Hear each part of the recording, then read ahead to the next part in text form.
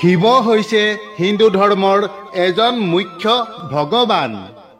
ভগৱান শিৱক অতি আপোন ভোলা বুলি কোৱা হয়, যিয়ে ভক্তৰ প্ৰাৰ্থনাত অতি সোনকালেই প্ৰসন্ন হয়।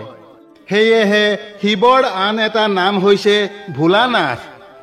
ভোলানাথ শিৱক প্ৰসন্ন কৰিবলৈ ভক্তসকলে এটা বিশেষ দিনত বিশেষভাৱে পূজা আগবঢ়ায়। সেই দিনটোকেই হিন্দু ধৰ্ম পৰম্পৰাত শিৱৰাত্ৰি বুলি কোৱা হয়। আজি আমি এই শিৱৰাত্ৰিৰ বিষয়ে কিছু কথা ক'বলৈ লৈছোঁ।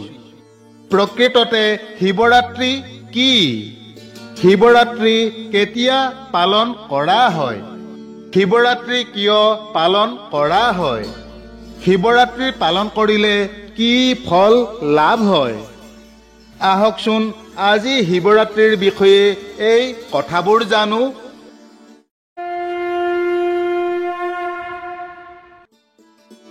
শিৱৰাত্ৰি হৈছে হিন্দু ধৰ্ম পৰম্পৰাৰ এটা বিশেষ ধৰ্মীয় উৎসৱ।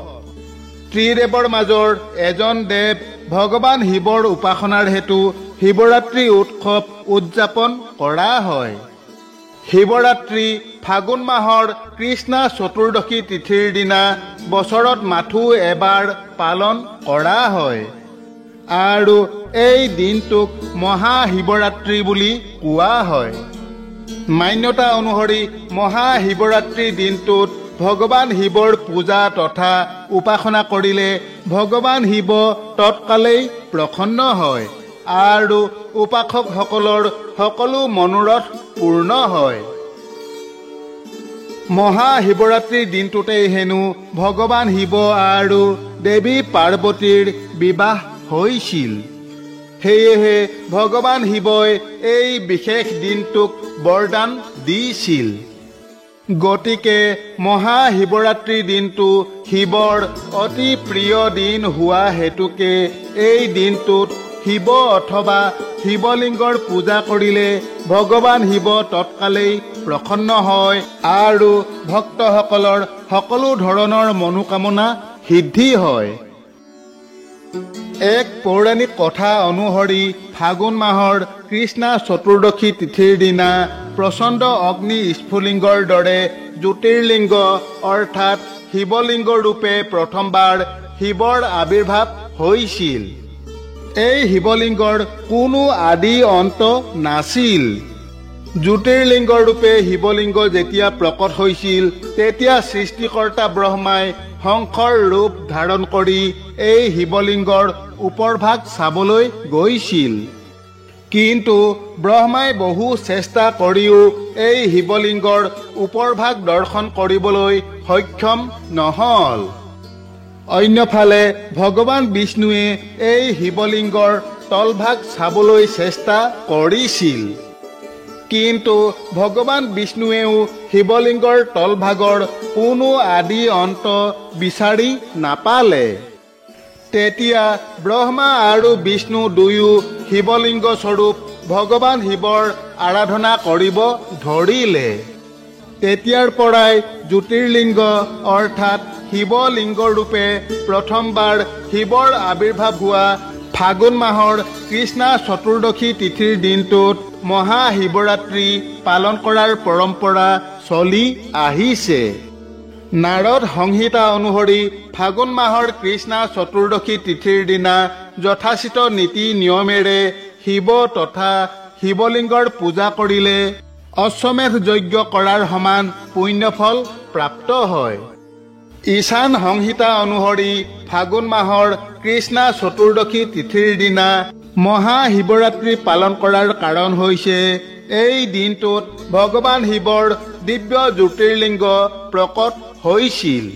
সেয়েহে এই দিনটোত চন্দ্ৰৰ পৰা নিৰ্হিত হৈ অহা ক্ষীণ পোহৰৰ মাধ্যমত পৃথিৱীলৈ অলৌকিক সৃজনাত্মক শক্তি নামি আহে। এই অলৌকিক শক্তিয়ে আসুৰিক শক্তি নাশ কৰি মানুহৰ জীৱনী শক্তি বৃদ্ধি কৰে। দেৱী পাৰ্বতীয়ে ভগৱান শিৱক স্বামী ৰূপে পাবলৈ বহু বছৰ কঠোৰ তপস্যা কৰিছিল।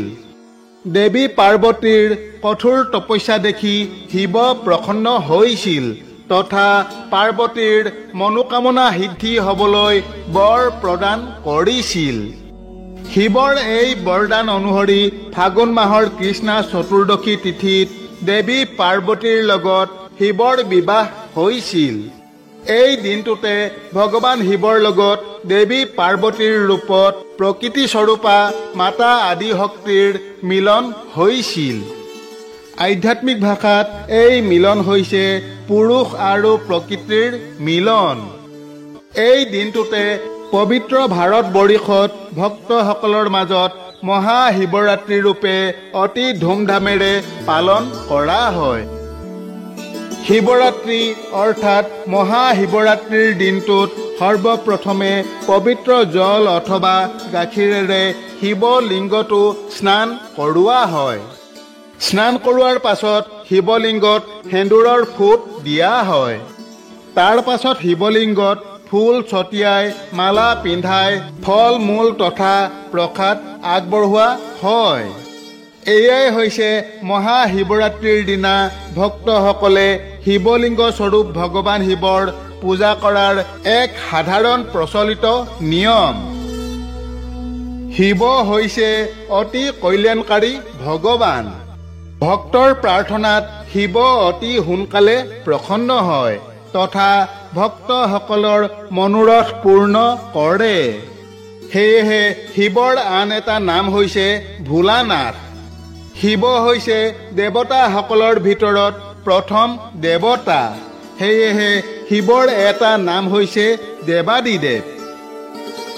বান্ধৱসকল, আশা কৰোঁ আজি আপোনালোকে শিৱৰাত্ৰি অথবা মহাশিৱৰাত্ৰিৰ বিষয়ে নিশ্চয় কিছু কথা জানিব পাৰিলে। আগলৈ অন্য এক নতুন কথাৰ সৈতে পুনৰ লগ পোৱা আশাৰে তথা আপোনালোক সকলোৰে কুশল কামনাৰে আজিলৈ সামৰিছোঁ। জয় শিৱ শংকৰ, জয় শ্ৰীকৃষ্ণ।